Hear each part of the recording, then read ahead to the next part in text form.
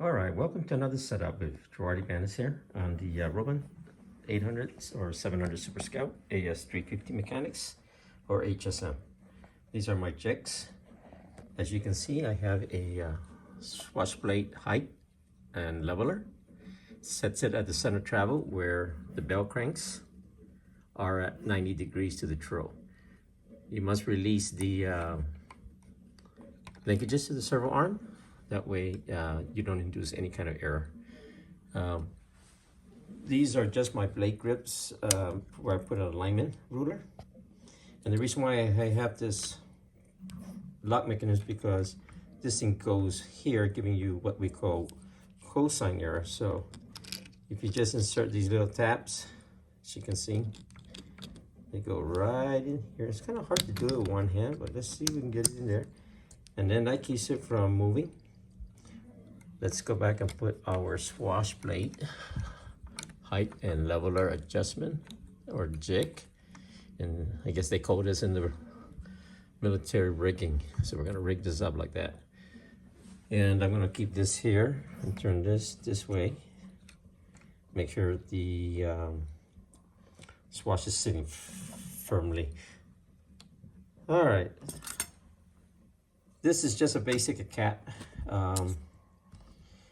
For the rotor toe, if I put the ruler like this, it just wants to flop. Okay, and then again, I got what they call cosine error.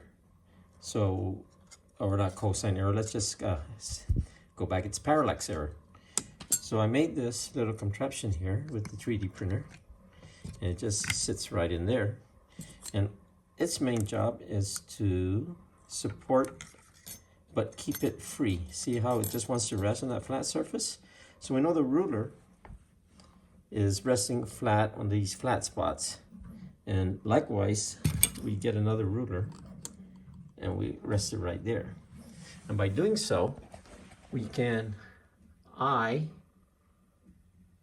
to the center. Now I don't have a turnbuckle here, so there's always going to be a half a turn deviation till we work the turnbuckle out. But as you can see that it's pointing a little bit down from this reference, but nothing to worry because we don't have a turnbuckle. All right, so let's rotate this around again. All right, make sure that this is, always make sure this is flat. So that might be the issue. A lot of times we would pull this thing out, stick it in this other hole.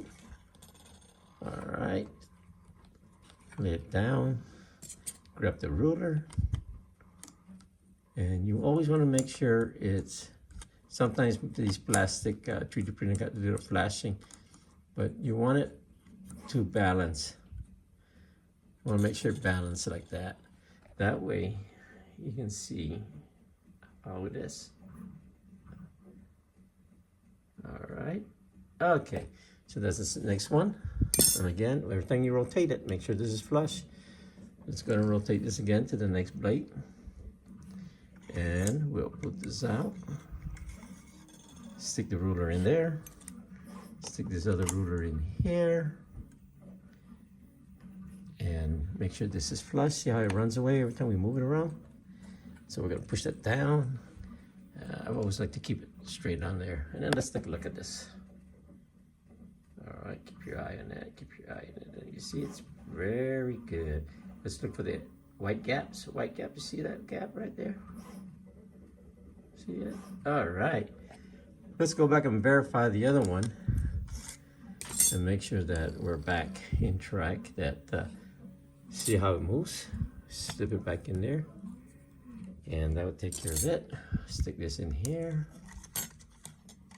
All right. And then let's put this over here. Like so. And let's take a look at that. Look at that gap. Look at that gap. You see the gap down there? And just take a look at the other ruler. All right. What I essentially done here is I set everything. And note the radio is off. There's no power. The linkages are off. So this is my basic setup to get everything where I need to go.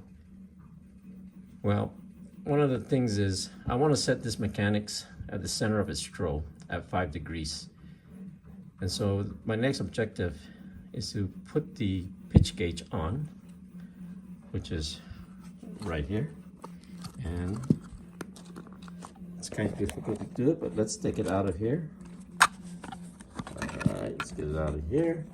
Let's remove one of these rulers, remove the lock, slide this thing out. Let's put that over there. Let's bring this back into here. I want to give a shout out to a friend who I met online, John Hamill, who came out with this pitch gauge 3D printed. And then I took his idea and adapted it to all my other helis. So thank you again, John Hamill. Shout out for you for inciting me on this wonderful idea of yours.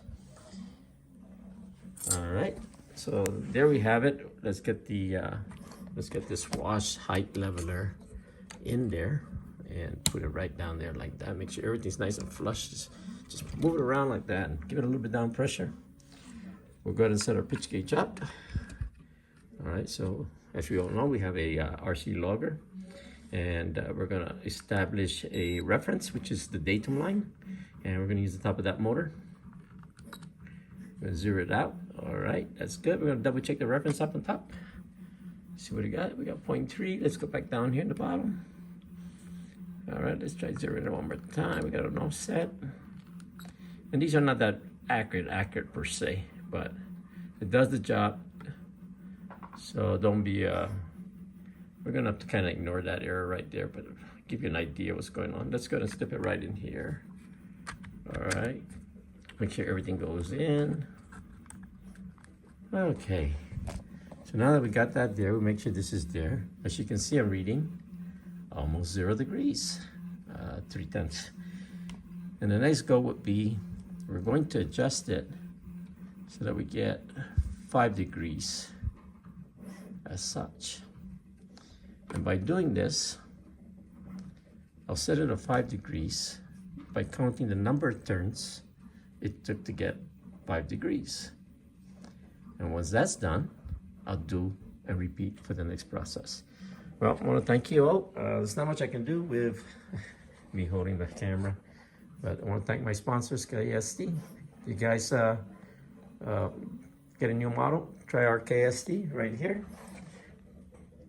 These are all the KST. I believe it's the BSL 805. Here's that, and that was for a tail for my other one, but I'm using the BLS 915 version 2. I decided I wasn't going to use this on the tail. This is for my tail servo. I decided to use 4 BLS 915 version 2 on the cyclics and on the tail. And the reason for that is, in scale, and I'm thinking back in the old days of the Futaba S148, we never use a high-speed tail servo. That's for pirouetting. And with that mind concept, I'm more concerned about torque. I've got a big scale helicopter, about 22 pounds, and I want it to be able to move that tail as strong as it can. So that's my idea, that you don't need to spend the money on tail servo when you can just put out cyclics, because you're not flying the scale with a tail. Again, a shout out to my sponsor. Thank you, KST, for making it happen.